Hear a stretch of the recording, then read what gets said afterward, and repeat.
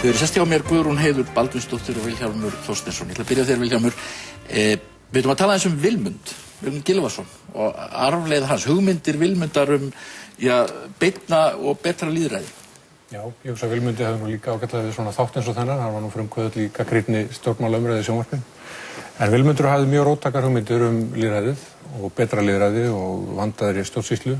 Hann hafði miklar áhyggjur af samkrulli löggjafarvalds og framkvæmdarvalds og miklar áhyggjur af spillingu yfirleitt. Og hann setti fram ýmsar róttækar hugmyndir sem við getum kannski farið aðeins yfir. Hann til dæmis vildi, og hans flokkur Bandalag jafnaðarmanna, hann vildi kjósa sérstakt stjórnlagaþing til þess að endurskoða stjórnarskrá lýðveldisins.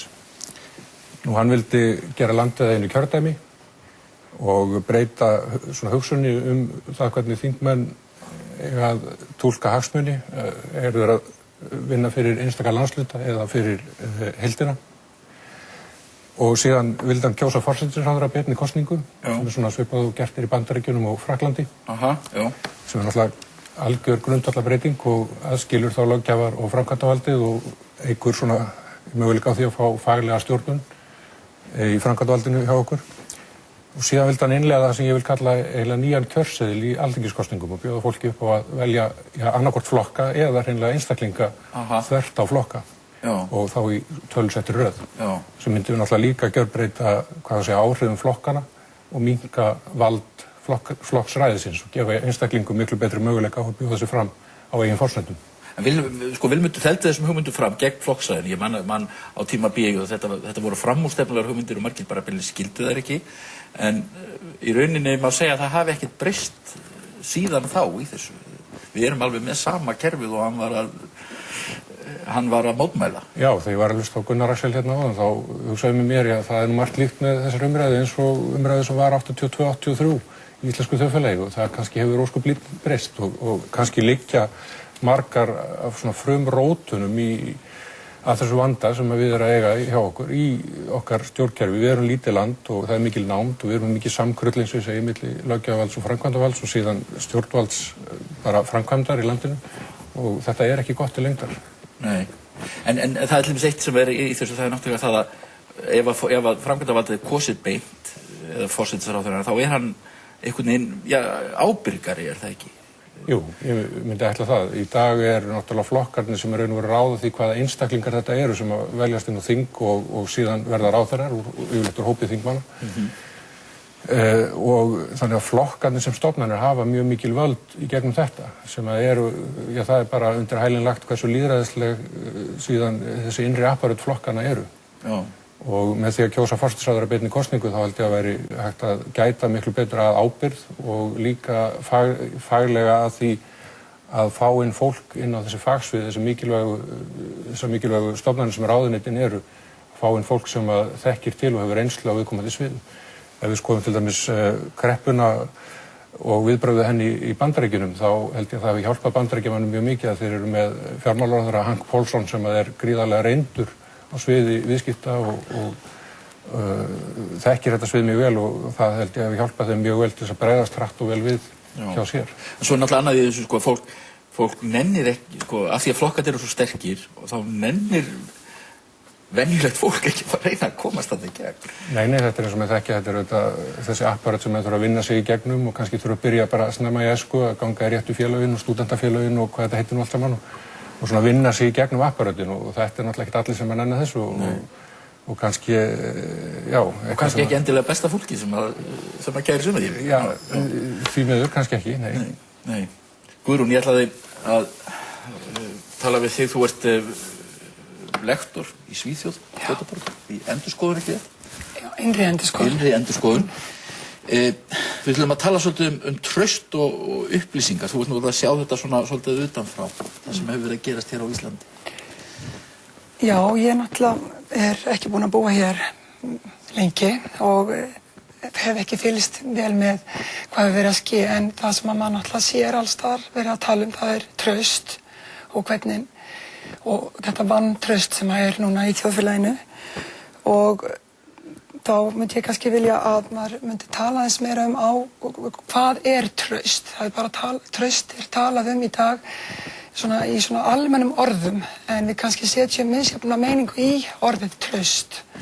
Og þá held ég að sko orðandi að tala að traust byggist á jákvæðum væntingum framtíðina. Og einnig að traust verður að vinna, maður verður að ávinna sér traust, og maður ávinnur sér traust með því að mæta þessum jákvæðu væntingum, og það náttúrulega það sem hefur skeð í dag, að þessar jákvæðu væntingar framtíðina sem fólk hefur haft, þær eru horfnar. Og forráðamenn í dag, þeir bæði bankana, atvinnulífinu og stjórnendur, þeir eru raunin að krefjast þess að fólk í dag að treysti því án þess að hafa áunnið sér þetta traust sem að þarf til að geta haldið áfram. Þeir hafa raunin ekkert lagt inn fyrir þess að þeir eru búin að eyða upp kannski traustinu. Þeir eru búinir með það. Já, þeir eru búinir með traustið. Og núna þurfa þeir að vinna sér þetta inn á ný.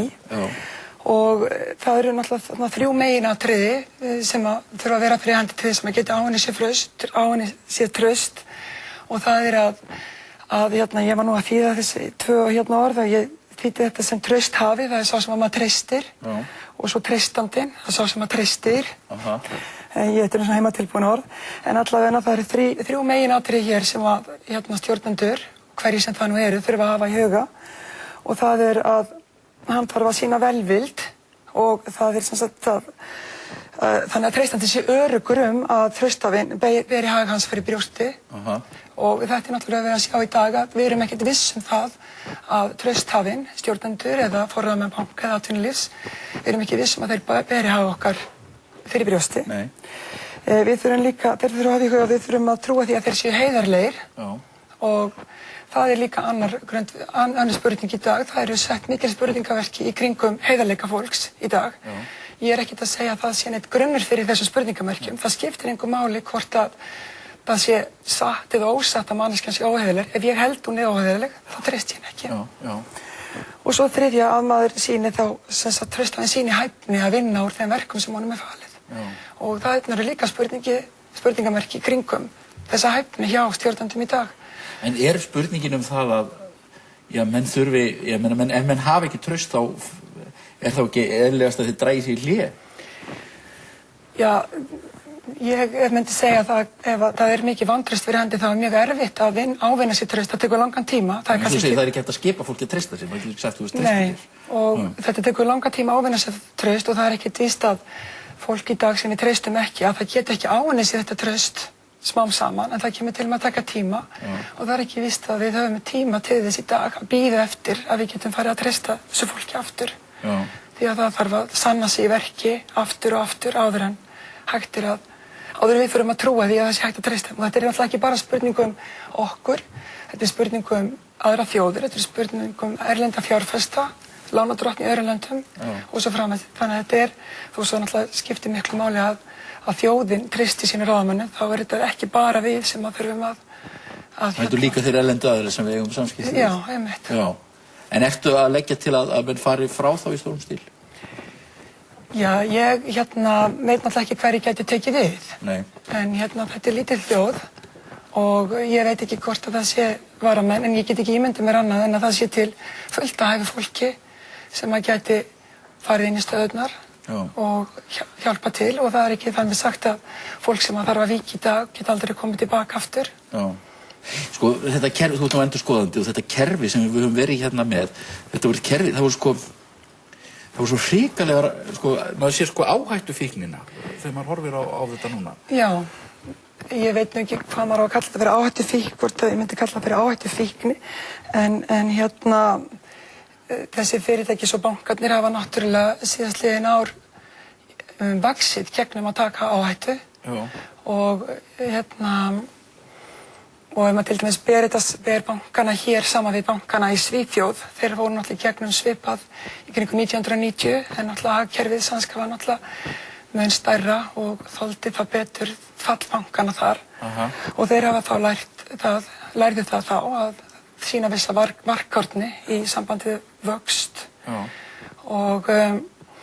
en ég held að sé áríðandi líka að við talum að með áhættu sem sagt fylgist þessi vöxtur og vonum mikinn arð og gróða, en með áhættu fylgir líka þetta tap, þessi möguleiki á hruni og eins og til dæmis við vorum ég veit nú ekki hversu miklu háan vöxtum sparifjár eigendum var lofað í Bretlandi en það voru allavega mun hærri heldur en í öðrum breskum bönkum og þetta voru nú sveitarfélag og annað sem voru að setja inn sína peninga hjá Icesave og mér finnst þó svo að forráðamenn eigi að taka ábyrgð á því sem það er gert þá þurfum við líka að taka ábyrgð og spyrja okkur hvernig stendur á því að við getum fengið þessa mun hærri vexti í þessu banka og ekki öðrum og með því erum við náttúrulega að taka áhættu.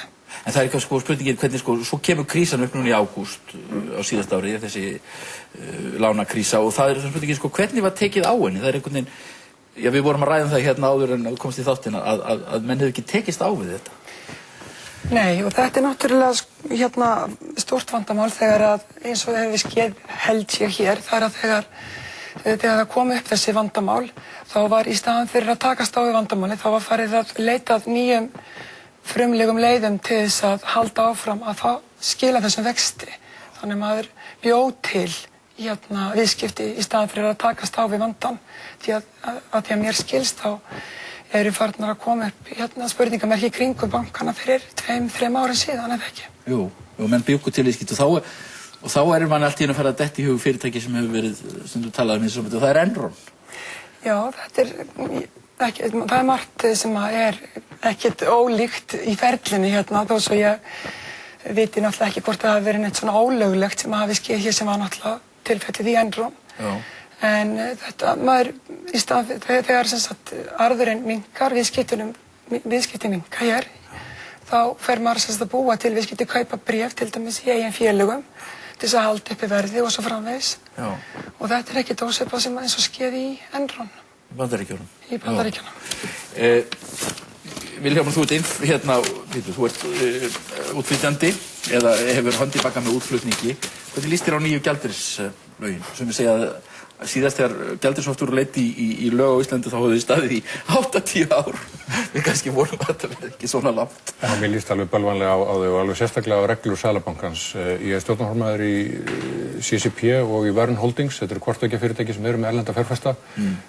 Þeir hreinlega mega ekki fjárfesta núna í félögunum. Þeir mega ekki koma með dollara inn í landið til að fjárfesta í þessum félögum sem þó stóð til. Og ég átti mjög erfiða símafundi í gær með þessum erlendu fjárfestum þar sem ég var að reyna að útskýra þetta allt saman fyrir þeim og ég bara fann hvernig áhuginn á Íslandi er að dofna með hverju mínútunni þegar maður er að reyna að útskýra þennan fjárhag fyrir þeim. Þannig að ég veit eiginlega ekki hvort þetta er eitthvað mistök þarna á ferðinni eða hvað eða hvort við þurfum að fara að sækja undanþágu þegar við erum komin tilbaka í Seðlabanka skammtar núna. Já, þetta er komið einhver áratug aftur í tímann. En þú ert ekki En þú telur ekki að þetta hafi verið nauðsynlegt bara til að verja krónuna? Það má vera, en ég skil ekki lógíkinni í því að banna erlenda fjárfestingu þar að segja að koma með dollara inn í landið og kaupa íslensk hlutabréf. Ég skil það ekki. Ég þakka ykkur fyrir að koma hérna. Ég á 2 gesti enn eftir. Við skulum bara hakka okkur svo ég komið þeim að.